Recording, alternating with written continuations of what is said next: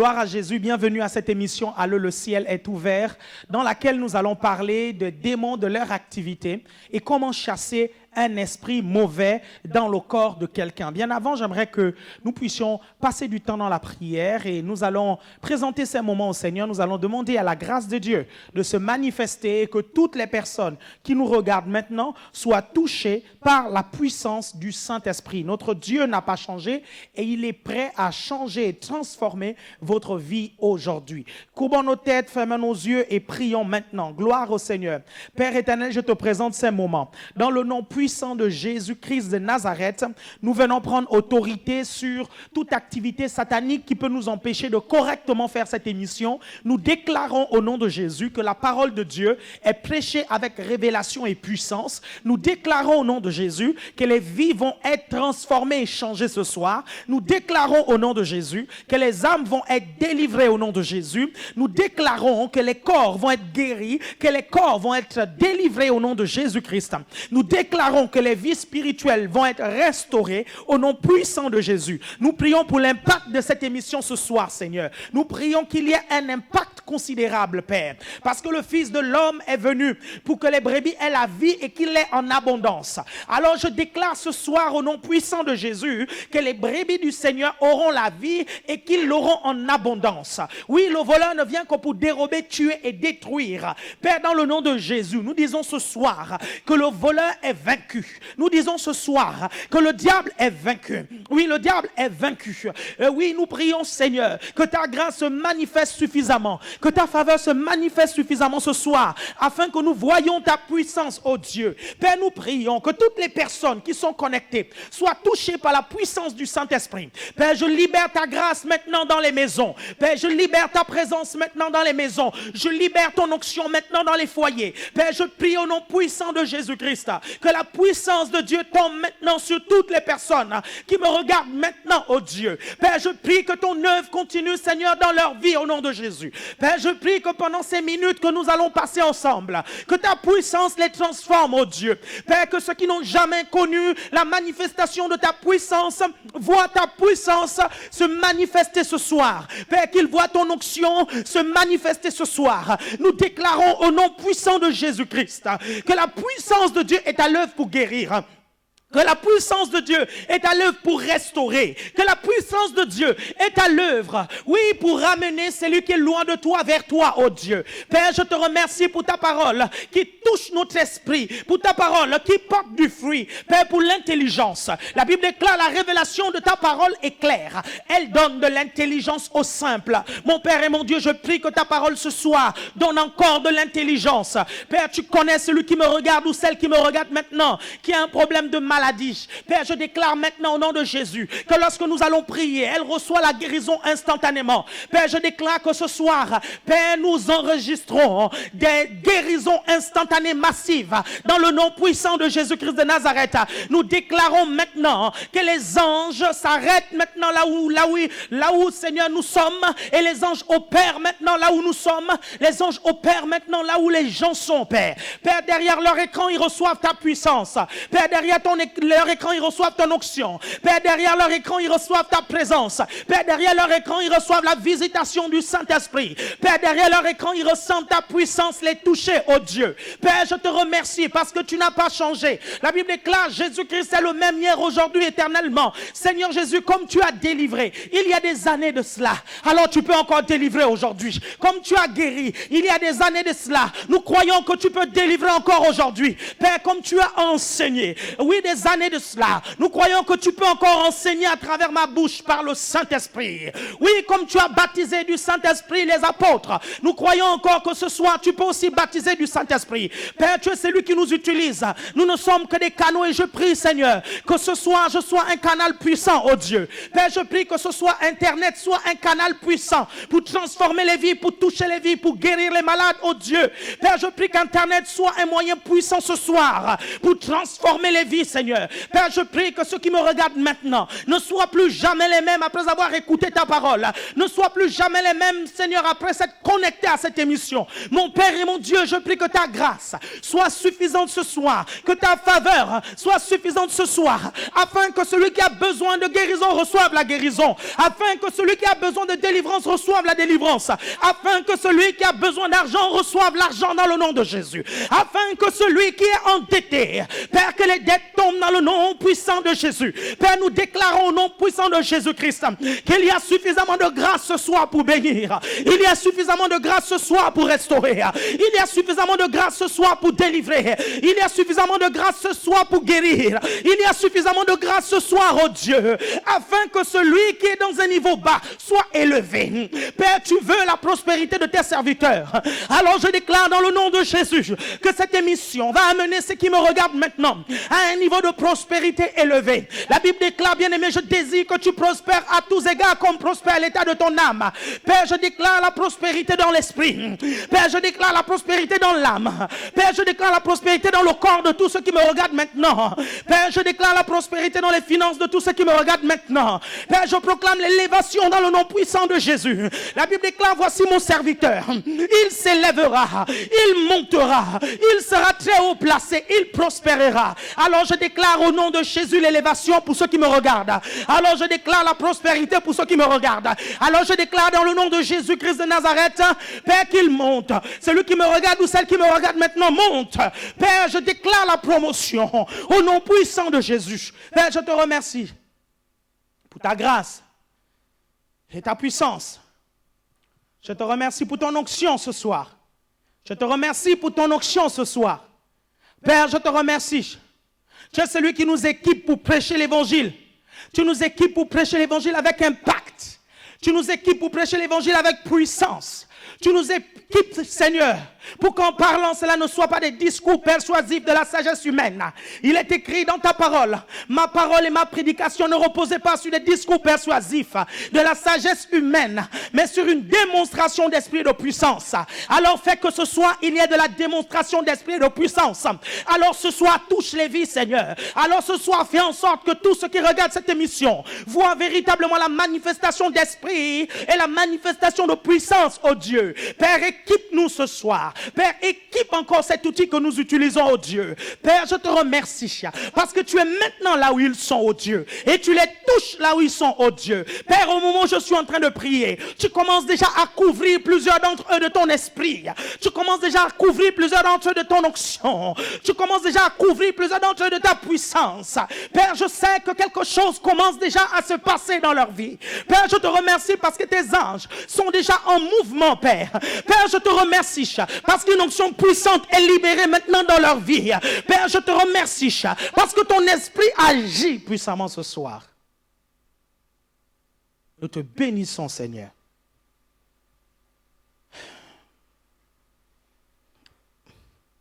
Amen. Ouvrez vos Bibles dans le livre d'Éphésiens, le chapitre 6. Éphésiens, le chapitre 6. Dès le verset 12. Éphésiens, chapitre 6. Dès le verset 12. Car nous n'avons pas à lutter contre la chair et le sang, mais contre les principautés, contre les pouvoirs, contre les dominateurs des ténèbres d'ici-bas, contre les esprits du mal dans les lieux célestes. D'autres versions disent contre les esprits méchants dans les lieux célestes. La Bible dit que nous n'avons pas à lutter contre la chair et le sang. Bien aimé, très souvent nous perdons de combat en fait. Très souvent nous nous trompons de combat. Et d'avance nous avons déjà perdu. Je vois des hommes de Dieu qui se lèvent sur le pupitre, qui se lèvent sur les médias pour critiquer d'autres hommes de Dieu. C'est le mauvais combat en fait. La Bible dit que vous n'avez pas à lutter contre la chair et le sang. Vous avez à lutter contre le diable et ses démons. Voyez-vous, vous pouvez attaquer la doctrine d'un serviteur de Dieu sans pour autant attaquer le serviteur de Dieu. Parce que vous n'êtes pas en train de combattre contre la chair. Vous combattez, bien aimé, contre le diable et vous devez combattre contre le diable et non contre les hommes. Si tu combats contre ton frère et ta sœur à l'église, tu te trompes de combat. Si tu combats contre ta famille, tu te trompes de combat. Si tu combats contre les autorités qui t'ont refusé les papiers, les autorités qui ont refusé pas mal de choses, tu te trompes de combat. La Bible dit que tu n'as pas à combattre contre la chair et le sang, mais tu as à combattre contre des esprits, contre un monde des ténèbres. Et ces esprits-là sont organisés. Leur chef, c'est le diable, Lucifer. Et ils sont organisés, il y a toute une hiérarchie. Ils sont organisés pour vous vaincre, ils sont organisés pour vous combattre, ils sont organisés pour vous faire la misère. Donc si vous vous trompez de combat, le diable ne fait que prendre du terrain. Le diable ne fait que remporter des victoires parce que vous vous êtes trompé de combat en fait. Imaginez un seul instant un soldat, on l'envoie par exemple dans un pays combattre, il se trompe de comment on appelle ça, d'ennemi. Au lieu de combattre dans ce pays-là, il va dans un autre pays combattre. Et il se pourrait que ce pays-là, en fait, soit un pays allié. Mais parce qu'il est très mal informé, parce qu'il est indiscipliné, parce qu'il ne veut pas écouter, il se trompe donc de combat. Bien-aimés, vous ne devez pas vous tromper de combat. Vous devez toujours vous rendre compte qu'il y a un monde invisible. Et dans ce monde invisible, il y a soit Dieu, soit le diable. Bien-aimés, vous ne pouvez pas être au milieu. Vous êtes soit pour Dieu, vous êtes soit pour le diable. C'est impossible d'être au milieu. Bien aimé, si vous croyez être au milieu, sachez que vous êtes donc de l'autre côté. Parce qu'on ne peut pas faire un pied dedans, un pied dehors en fait. Soit on est pleinement dedans, soit on est pleinement dehors. Donc vous n'avez pas à lutter contre les hommes et à penser que vous êtes du côté de Dieu. Parce que Dieu ne lutte pas contre les hommes. Dieu est amour. Dieu aime les hommes. Et Dieu veut que les hommes puissent accomplir leur destinée. C'est le diable qui déteste les hommes. Ça veut dire quoi? Ça veut dire que si vous vous mettez à détester quelqu'un, vous êtes l'allié de Satan. Vous êtes l'allié de Satan. Pourquoi? Parce que Dieu ne déteste personne. La Bible déclare, car Dieu a tant aimé le monde, qu'il a donné son Fils unique, afin que quiconque croit en lui ne périsse point, mais qu'il ait la vie éternelle. Dieu aime tellement les hommes, qu'il a donné son Fils pour mourir pour les hommes. Voyez-vous, c'est le diable qui déteste les hommes. C'est le diable qui hait les hommes. C'est le diable qui marche dans la rancune. C'est le diable qui marche dans toutes ces choses-là. Et si tu marches encore dans la haine et dans la rancune, tu te trompes de combat et tu es un allié de Satan. Et c'est tellement terrible d'être un allié de Satan. J'ai l'habitude de dire à certaines personnes, certains chrétiens ne savent pas combien de fois ils sont terriblement et puissamment utilisés par Satan pour détruire l'église en fait. Ils croient servir Dieu alors qu'ils servent le diable en fait. Ils croient servir Dieu, être utilisés par Dieu alors qu'ils sont utilisés par Satan en fait. Ils combattent l'homme en fait, ils détruisent l'homme et ils haïssent l'homme. Ça, c'est le but du diable. Ça, c'est le plan du diable. Détruire l'homme. Que vous soyez chrétien ou pas chrétien, le diable veut vous détruire. Que vous soyez noir, blanc, jaune, je ne sais trop quoi, court ou grand, le diable veut vous détruire. Pourquoi? Parce que nous avons vu la semaine dernière que le diable déteste l'homme. Y compris vous, il vous déteste. Et parce qu'il déteste l'homme, il aimerait faire vivre à l'homme les choses les plus terribles qu'il y a ici sur la terre. Parce qu'il déteste l'homme, il aimerait que l'homme puisse pourrir avec lui en fait en enfer et dans les temps de feu et de soufre. Voyez-vous, Dieu n'a pas créé les temps de feu et de soufre dans lequel le diable va être jeté, lui et ses démons. Dieu n'a pas créé ça pour l'homme en fait. Mais tous les hommes qui vont suivre le diable iront dans les temps de feu et de soufre, voyez-vous. Et c'est pour ça que Satan se bat, pour que vous puissiez aller dans les temps de feu et le suivre, en fait. Est-ce que vous voyez ça? C'est pour ça que il vous fait vivre toutes sortes de misères. Et il fait vivre à l'homme toutes sortes de misères. Et il fait croire à l'homme que ces misères-là sont causées par Dieu. N'êtes-vous pas étonné lorsque vous prêchez l'évangile à certaines personnes? Ces personnes disent, si Dieu existe, pourquoi il y a tant de mal sur la terre? Comme si c'était Dieu qui faisait le mal. Il y a deux acteurs du mal ici sur la terre. Il y a le diable et il y a l'homme qui se laisse utiliser par le diable. Dieu n'y est pour rien. Parce que si vous acceptez de vivre avec Dieu, il n'y aura pas le malheur, il n'y aura que la paix. Les hommes qui choisissent d'être utilisés par Dieu sont utilisés par Dieu pour rétablir la paix, faire des bonnes choses dans la vie. Est-ce que vous comprenez? La Bible dit, vous savez comment Dieu a oint Jésus-Christ de Nazareth du Saint-Esprit et de puissance qui allait de lieu en lieu faisant du bien. Lorsque vous êtes chrétien, vous êtes de Dieu, Dieu vous oint pour faire le bien autour de vous. Est-ce que vous comprenez? Donc vous devez saisir que le diable est votre ennemi.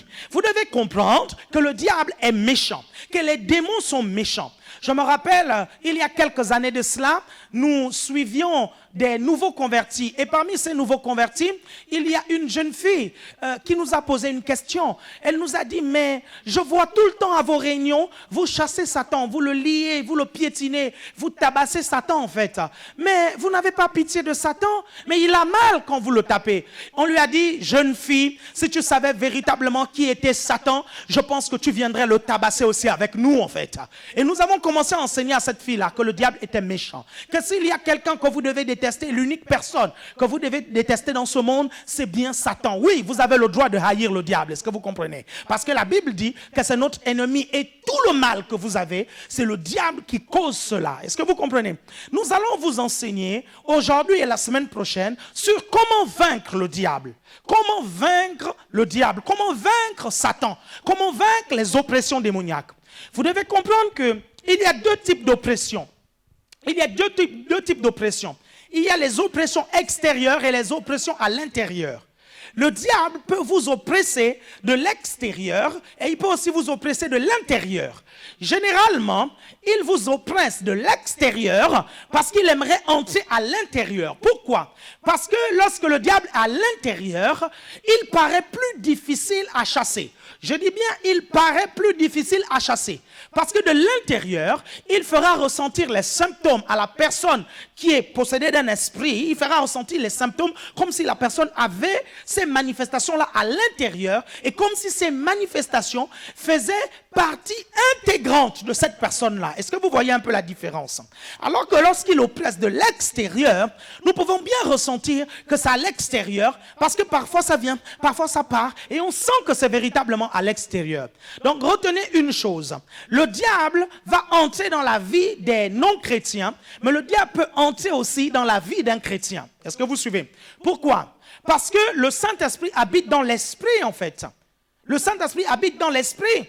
Votre corps est le temple du Saint-Esprit, tout simplement parce que votre esprit est le temple du Saint-Esprit et que votre corps est le temple de votre esprit. Donc, par syllogisme, par logique mathématique, votre corps devient le temple du Saint-Esprit. Je ne sais pas si vous me comprenez. Je vais vous expliquer un peu. Je vais vous comprendre. Il y a votre quartier, il y a votre maison, et il y a votre chambre. Votre chambre est dans votre quartier, tout simplement parce que votre chambre est dans votre maison et votre maison est dans votre quartier. Est-ce que vous comprenez? Vous suivez? C'est la même chose avec l'esprit, l'âme et le corps. L'esprit est dans le corps et le Saint-Esprit est dans l'esprit. Alors, le corps est le temple de votre esprit parce que votre esprit est le temple du Saint-Esprit. You know what I mean? Vous voyez ce que je veux dire? Gloire à Dieu. J'espère que vous comprenez ce que je suis en train de vous dire. Donc, le diable va habiter, il peut habiter dans le corps du chrétien. Pourquoi? Je vais m'expliquer tout à l'heure. Le diable ne peut pas entrer dans l'esprit d'un chrétien. Le jour où le diable entre dans l'esprit d'un chrétien, ce chrétien perd le salut en fait. Et je vous ai déjà expliqué ici que les conditions de perte du salut sont vraiment restrictives en fait. Et Hébreux chapitre 6 nous explique bien les conditions dans lesquelles un chrétien peut perdre le salut. Est-ce que vous voyez? Donc la Bible dit que Satan entra en Judas. Satan est entré dans l'esprit de Judas. C'est la raison pour laquelle Judas ne pouvait même plus faire marche arrière. Est-ce que vous voyez? Mais avant en fait l'esprit, le diable entre dans quoi en fait au départ? Je vais vous expliquer comment le diable fait pour entrer dans un chrétien et même dans un païen. Bon, écoutez, les païens, ceux qui ne connaissent pas Dieu, les inconvertis, ce sont des palaces pour le diable, vous comprenez? Ce sont des palais pour les démons en fait, est-ce que vous comprenez? Pourquoi? Parce qu'ils vivent dans le péché, ils vivent comme ils veulent en fait, et donc ils donnent à manger aux démons, ils nourrissent les démons, vous comprenez? Certains d'entre eux sont les meilleurs potes de Satan et des démons parce qu'ils font parfaitement la volonté du diable. Donc on ne va pas régler le problème des païens, vous comprenez? Là, ça, on sait que le diable les a dans la main comme ça. La Bible dit même qu'ils sont les fils du diable. Est-ce que vous comprenez? Entre parenthèses, c'est la raison pour laquelle j'ai l'habitude de dire aux jeunes filles, aux jeunes hommes, que si vous épousez un inconverti, en fait, l'inconverti a pour père Satan, en fait. Est-ce que vous comprenez? Et vous, vous avez pour père Dieu. Si vous prenez un inconverti, vous faites de Satan votre beau-père. Mais ça, c'était une parenthèse. Donc, comment est-ce que le diable va posséder les chrétiens? Comment il va entrer dans les chrétiens? Vous devez déjà comprendre qu'il y a une différence entre la démonisation et la possession. entre la démonisation et la possession. Généralement, en démonologie, on parle de possession lorsque le diable réussit à pénétrer dans l'esprit de quelqu'un, en fait. Est-ce que vous suivez? Et on parle de démonisation lorsque le diable entre dans la chair d'un chrétien ou dans l'âme d'un chrétien. Mais par extrapolation, on utilise le mot posséder pour toutes les formes de manifestations démoniaques dans la vie d'un chrétien. Ok, je vais parler en termes courants. Donc, quand j'emploierai le terme posséder pour un chrétien, je ne veux pas dire que le démon entre dans l'esprit, je veux tout simplement dire démoniser. Est-ce que vous comprenez? Parce que le diable peut démoniser un chrétien et un chrétien peut être sous l'influence de Satan. Gloire à Dieu. Ok, comment est-ce qu'un démon peut entrer dans la vie d'un chrétien? Premièrement, vous devez comprendre que ça commence par les pensées. Ça commence toujours par les pensées. Dites chez vous, ça commence par les pensées. Dites chez vous encore, ça commence par les pensées. De la même façon, voyez-vous que la pensée va déclencher l'onction. Certains d'entre vous, il suffit que vous pensiez à une condition d'onction, tout à coup vous sentez l'onction se manifester. Parce que la pensée va déclencher l'onction. De la même façon, le diable va utiliser la pensée pour pouvoir entrer chez vous. Retenez une chose, il vous oppresse toujours de l'extérieur pour entrer à l'intérieur. N'oubliez pas ça en fait. Pourquoi? Parce que quand il est à l'intérieur, il semble plus difficile à chasser. Je pèse bien mes mots, comprenez? Je parle bien le français. Je dis, il semble difficile à chasser. Mais il n'est pas difficile à chasser. Et c'est là où, lorsqu'on enseigne sur l'oppression démoniaque, nous devons faire attention sur les mots que nous utilisons. Parce qu'il y a des prédicateurs qui disent, lorsque le diable est à l'intérieur de quelqu'un, il devient difficile à chasser. Bien aimé, la Bible dit, voici, je vous donne le pouvoir de marcher sur les serpents, sur les scorpions et sur toute la puissance de l'ennemi et rien ne pourra vous nuire. Que le démon soit à l'intérieur ou à l'extérieur, si je dis tu pars, il doit partir. Donc, il n'y a pas de plus facile ou plus difficile. C'est un ordre. Il doit partir, point final. Je n'ai pas de temps à perdre. Donc, c'est la raison pour laquelle je vous dis, quand il est à l'intérieur, il semble plus difficile à chasser. Pourquoi? Parce qu'il va plus vous manipuler pour vous faire croire qu'il ne peut pas partir parce qu'il est, comment on appelle ça, partie intégrante de la personne que vous délivrez, en fait. Regardez, je vais vous prendre un exemple. Une fois, j'ai chassé des esprits chez des gens et comme j'ai l'habitude de dire, moi je n'avais pas de Nintendo. J'aime beaucoup parler de mon témoignage. Pourquoi? Parce que c'est la vie que je connais la mieux en fait. C'est ma vie, je la connais mieux et je l'ai vécue et je peux vous dire véritablement que j'ai vécu ce que je vous dis en fait.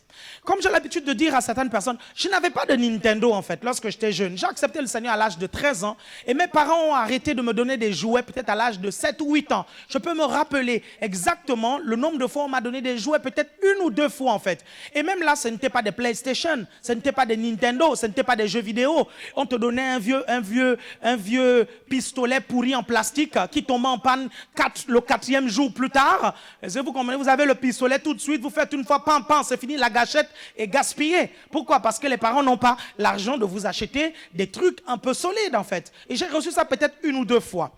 Donc, à l'âge de 12-13 ans, quand j'accepte le Seigneur, comme tout adolescent, j'ai commencé à m'ennuyer en fait. Il fallait que je fasse des choses pour tuer l'ennui en fait. Eh bien écoutez, je n'avais pas de Nintendo, comme je vous ai dit. Je tuais l'ennui comment? Je n'allais pas en boîte de nuit parce que j'étais déjà sauvé, j'étais déjà chrétien. Eh bien, ma distraction préférée en fait, mon hobby, c'était de chasser les démons et de prier pour les malades. Voyez-vous, certains d'entre vous, quand vous étiez en boîte de nuit danser, moi je pourchassais Satan. Est-ce que vous comprenez? Je pourchassais le diable, je le chassais.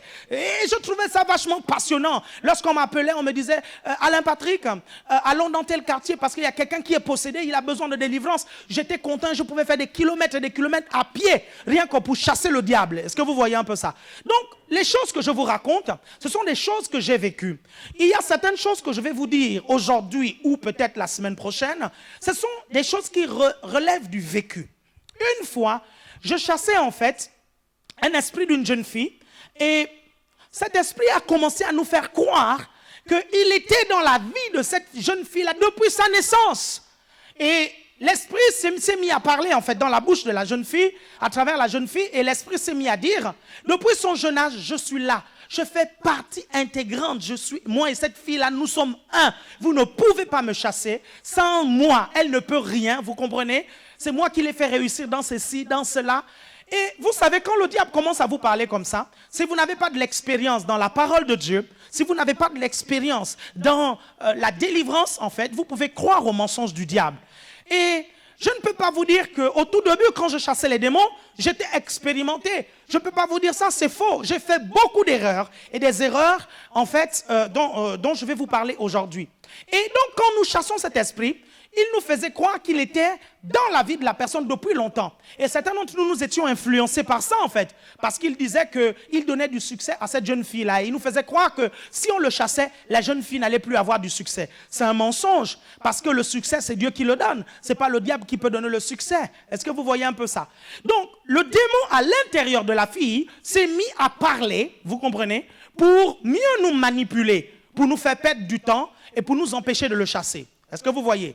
Alors qu'à l'extérieur, il lui aurait été difficile de le faire en fait. Parce que pour parler à travers quelqu'un, un démon doit être dans le corps de la personne. Est-ce que vous voyez un peu ce que je suis en train de vous expliquer? Est-ce que vous comprenez?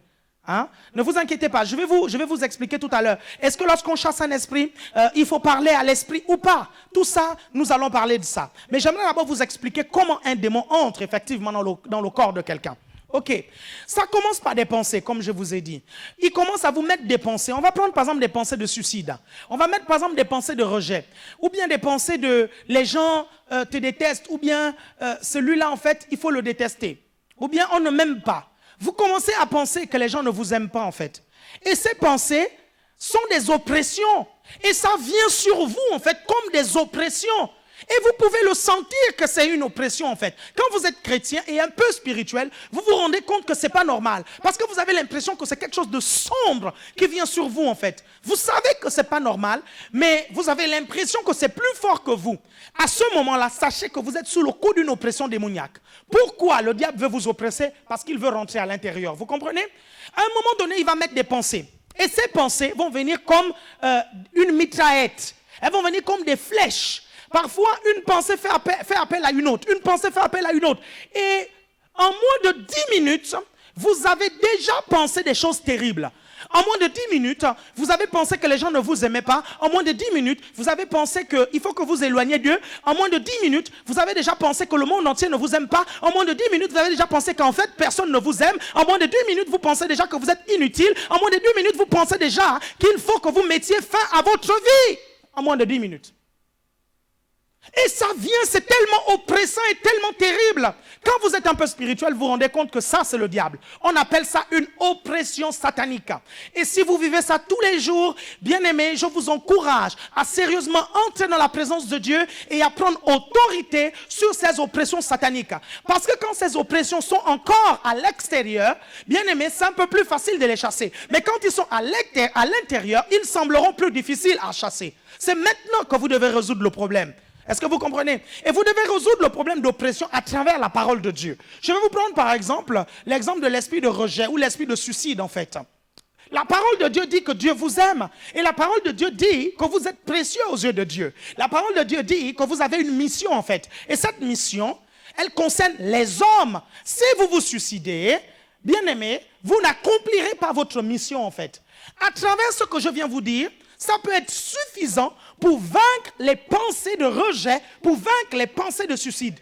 Non, vous n'êtes pas inutile, vous êtes utile. Non, vous n'êtes pas bête, vous êtes intelligent. Non, vous n'êtes pas vilaine. Je déclare au nom de Jésus que vous êtes belle. Le jour où vous réaliserez vos qualités en fait, bien aimé, vous fermerez les yeux sur vos défauts. Vous réaliserez véritablement votre valeur. Parce que certaines personnes vous disent que vous n'avez pas de valeur. Mais bien aimé, laissez-moi vous dire que vous avez la valeur. La valeur d'un homme ne dépend pas de son physique.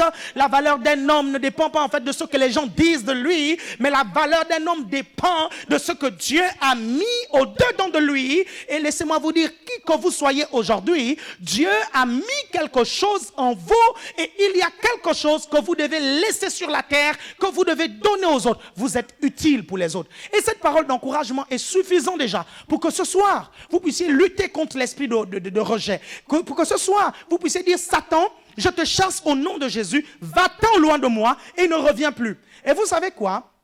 Satan, quand vous le chassez en fait, par rapport à une pensée, il va essayer de revenir encore une autre fois pour tenter sa chance. Et quand il revient, quand vous arrivez à le vaincre, il essaiera encore de revenir une troisième fois, peut-être 6 mois plus tard, pour tenter sa chance. Mais quand il se rend compte, en fait, que vous l'avez vaincu dans ce domaine-là, il ne reviendra plus dans ce domaine-là, il reviendra maintenant dans un autre domaine. Donc c'est maintenant que vous devez vaincre Satan. Est-ce que vous suivez? Pour passer à une autre étape. Donc quand ces pensées viennent comme des oppressions, après, ça devient des obsessions. Vous comprenez? Le but du diable, c'est de vous faire croire déjà que c'est vous qui pensez comme ça. Dès l'instant où vous avez accepté que c'est vous qui pensez comme ça, ces pensées commencent à devenir des obsessions. Vous allez passer une journée, vous pensez à ça. Le lendemain, vous vous levez, vous continuez à penser à ça. 3 jours plus tard, 4 jours plus tard, vous commencez à penser à ça. Et ces pensées vont commencer à influencer vos paroles. Vous allez commencer à le déclarer. Vous allez commencer à déclarer que vous êtes nul. Vous allez commencer à déclarer que vous ne valez rien. Vous allez commencer à déclarer que vous êtes vilaine. Vous allez commencer à déclarer que les autres ne vous aiment pas. Vous allez commencer à déclarer que vous êtes inutile. Et quand vous commencez à déclarer ça, vous venez juste de tendre au diable l'arme avec laquelle il va vous abattre. Parce que rappelez-vous, la Bible déclare qu'il a dépouillé les dominations et les autorités. Il les a livrées publiquement en spectacle en triomphant d'elles par la croix. En d'autres termes, ça veut dire quoi? Ça veut dire que le diable est déjà vaincu. Le diable n'a plus de puissance en fait. Alors, comment est-ce que le diable fait pour oppresser les chrétiens? Comment est-ce qu'il fait pour vaincre les chrétiens? Il utilise tout simplement les armes des chrétiens contre eux-mêmes. Est-ce que vous voyez un peu ça? Dès l'instant où ça devient une obsession, après vous libérez la parole, vous parlez. Bien aimé, on vous dit tout le temps que dans le monde spirituel, les mots, ce sont des choses. Quand vous libérez ces paroles négatives, vous venez de faire l'effet inverse de la foi. De la même façon que pour obtenir une promesse de Dieu, vous méditez et après vous déclarez et la chose se produit. De la même façon, pour qu'une malédiction atterrisse dans votre vie, pour que le diable détruise votre vie, il vous amène à méditer sur le mal et après vous confessez. Et quand vous déclarez, c'est fini. Le diable utilise ce que vous avez déclaré et il envoie des légions de démons contre vous et contre votre vie en fait. À partir de ce moment, qu'est-ce qui se passe? Avant que la pensée ne vienne, les gens ne t'insultaient pas en fait. Avant que la pensée ne vienne, les gens à l'église n'étaient pas de mauvaise humeur à ton égard. Mais dès l'instant où tu as commencé à déclarer ça, tu remarques maintenant que tout le monde autour de toi commence à être méchant avec toi. Que les gens à l'église ne t'aiment pas en fait. Tu remarques que les gens à l'église déclarent des choses mauvaises sur toi. Pourquoi?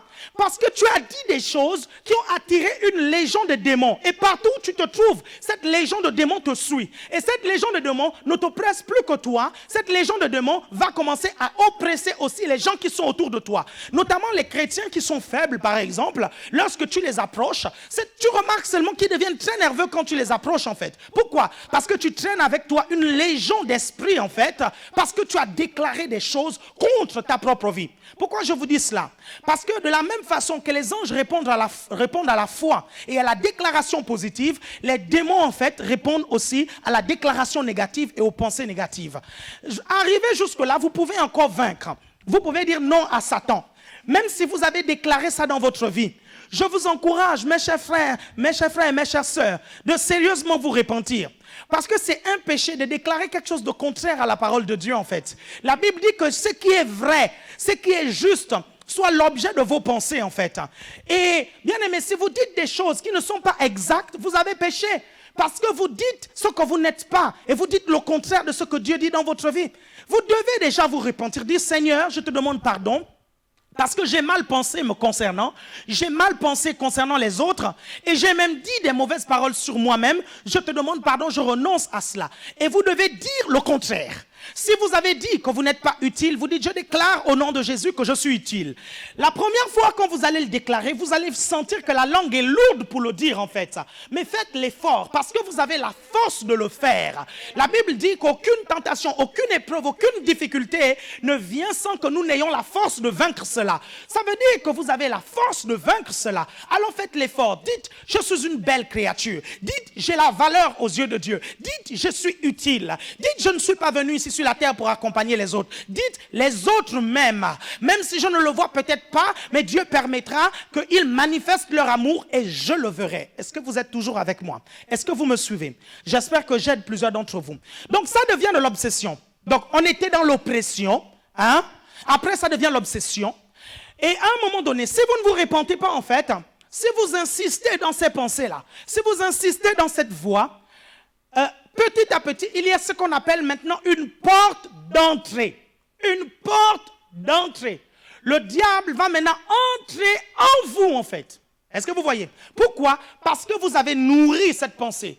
Parce que vous avez donné à manger à cette pensée. Est-ce que vous suivez? Vous l'avez nourrie. Et à un moment donné, la porte s'ouvre.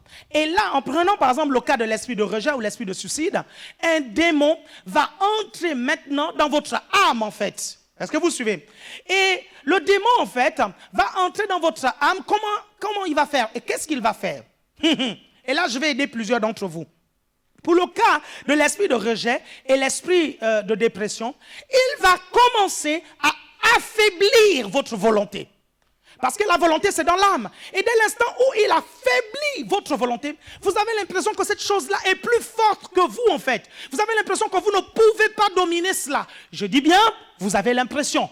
Parce que ce n'est qu'une impression. Vous pouvez dominer cela. Rappelez-vous d'une chose. Vous n'êtes jamais tenté au-delà de vos forces. Rappelez-vous de cette chose-là, ne l'oubliez jamais. Il y a toujours un peu de force qu'il reste pour que vous puissiez vaincre cette oppression satanique. Est-ce que vous voyez un peu? Donc, il va entrer dans votre âme, et quand il va entrer dans votre âme, il va affaiblir votre volonté. Ça, c'est l'objectif numéro 1, en fait, de Satan. Quand il entre en vous, il affaiblit d'abord votre volonté. Parce qu'il sait que c'est avec cette volonté-là que vous pourrez le vaincre. Que vous pourrez dire, non, je ne veux plus. Donc, il ne tue pas votre volonté, parce que le diable ne peut pas tuer votre volonté, si même Dieu ne peut pas tuer la volonté de quelqu'un expressement, en fait, parce que Dieu a donné le libre arbitre, la volonté de quelqu'un expressement. Si même Dieu ne peut pas faire ça, le diable ne peut pas faire. Par contre, il peut affaiblir votre volonté. Vous sentez que vous n'avez plus la force de lutter. Vous sentez que moralement vous êtes faible. Vous sentez que moralement vous n'arrivez pas à vous battre en fait. Parce qu'il y a un esprit satanique qui est maintenant dans votre âme et qui tient votre âme captive en fait. À partir de ce moment, quand il va attaquer la volonté, il va maintenant aller s'en prendre aux émotions. Vous remarquerez maintenant que vos émotions ne seront plus contrôlables en fait. Vous voulez contrôler vos émotions, mais vous n'arrivez plus à vous contrôler. Vous comprenez? Vous arriviez autrefois à contrôler votre colère, mais vous n'arrivez plus à contrôler votre colère. Vous arriviez autrefois à contrôler vos humeurs, mais vous n'y arrivez plus en fait. Vous comprenez? Vous êtes là, on vous parle, pour un rien, vous pleurez. Vous comprenez? Et la minute qui suit, vous pouvez quitter des pleurs aux éclats de rire. Vous avez l'impression que vous ne gérez plus rien, vous ne maîtrisez plus rien du tout. Il y a comme un déséquilibre qui s'est installé dans votre âme en fait. Le problème c'est quoi? C'est que si vous ne traitez pas cette question-là aussi rapidement en fait, ça deviendra véritablement une maladie. Et vous risquerez de terminer en hôpital psychiatrique. C'est la raison pour laquelle le message que je suis en train de vous donner ce soir va sérieusement vous sauver la vie. Est-ce que vous comprenez? Donc à partir de ce moment-là, quand le diable est entré, il a affaibli votre volonté. Il a attaqué vos émotions. Que faut-il faire? Même jusque-là, il y a toujours de l'espoir. Il y a toujours moyen de vous en sortir.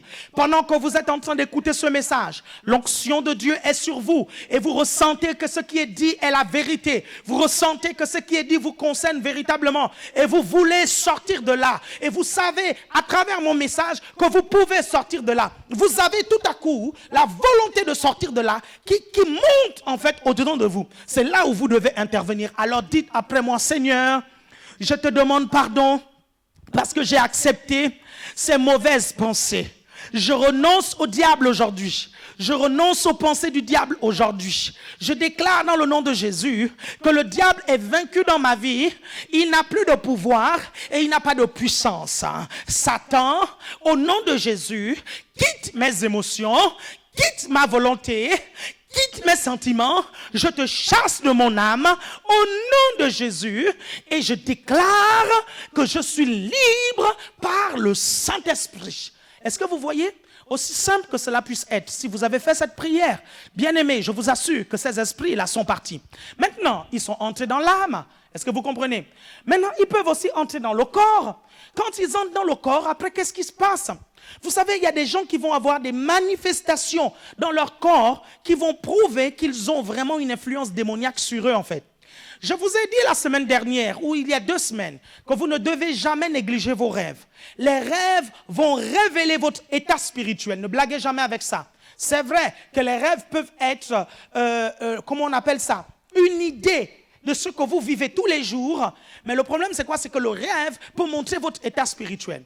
Quand vous faites des cauchemars tout le temps, il y a un problème.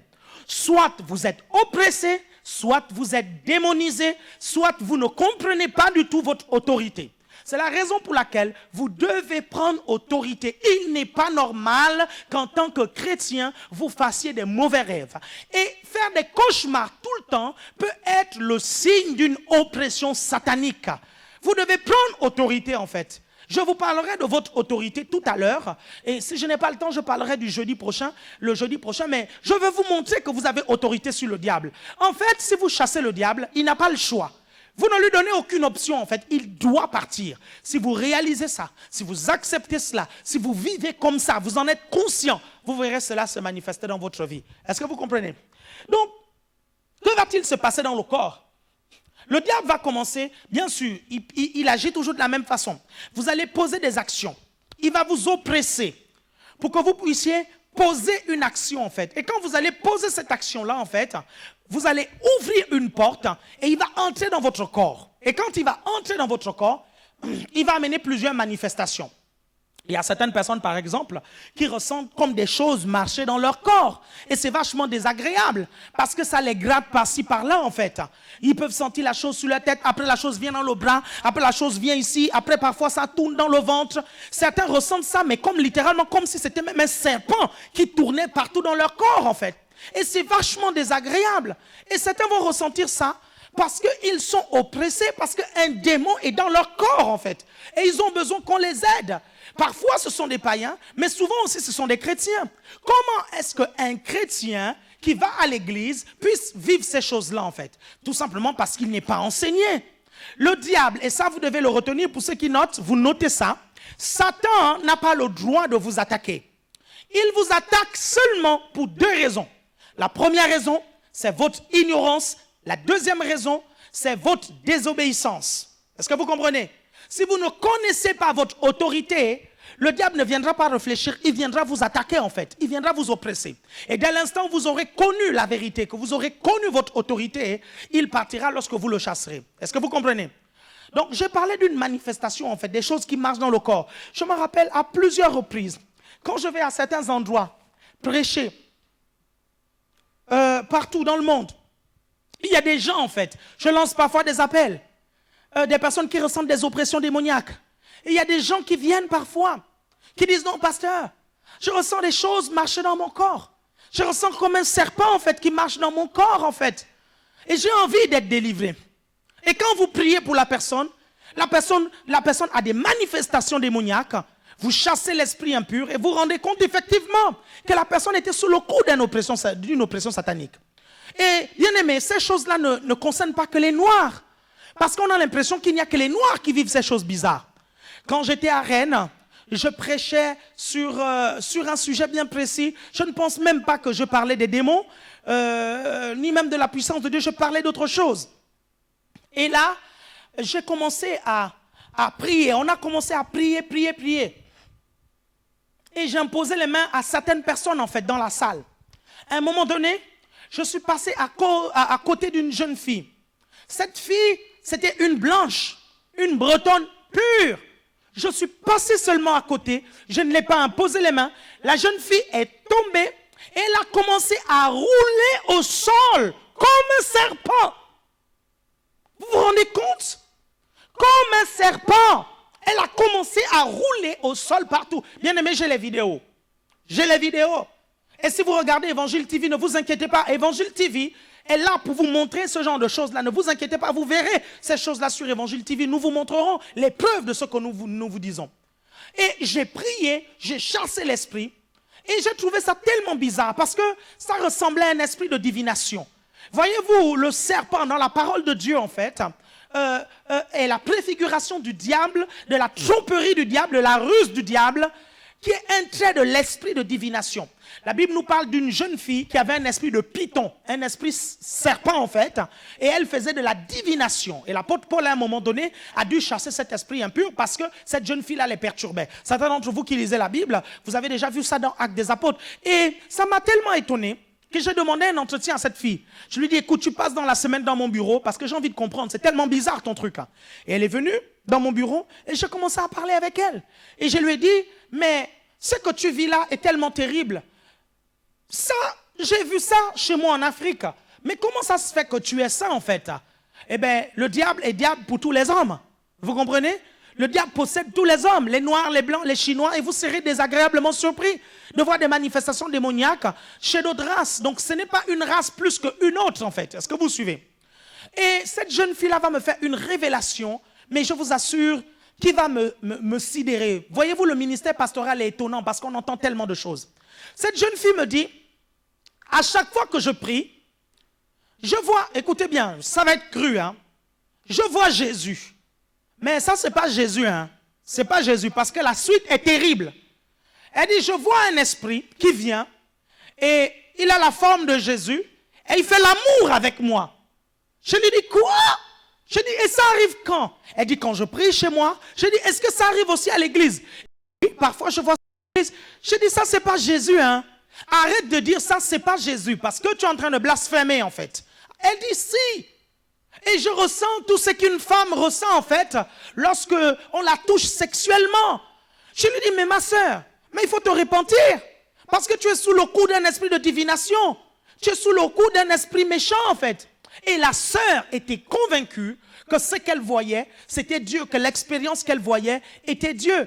Je lui ai dit, non, ce n'est pas Dieu. Ce qui est terrible en fait, c'est que la sœur ne s'est pas repentie. La sœur n'a pas voulu reconnaître que ce n'était pas Dieu. C'est tout à fait normal que ce démon-là, en fait, qui l'oppressait, puisse se manifester pendant une réunion. Voyez-vous, le diable est extrêmement méchant.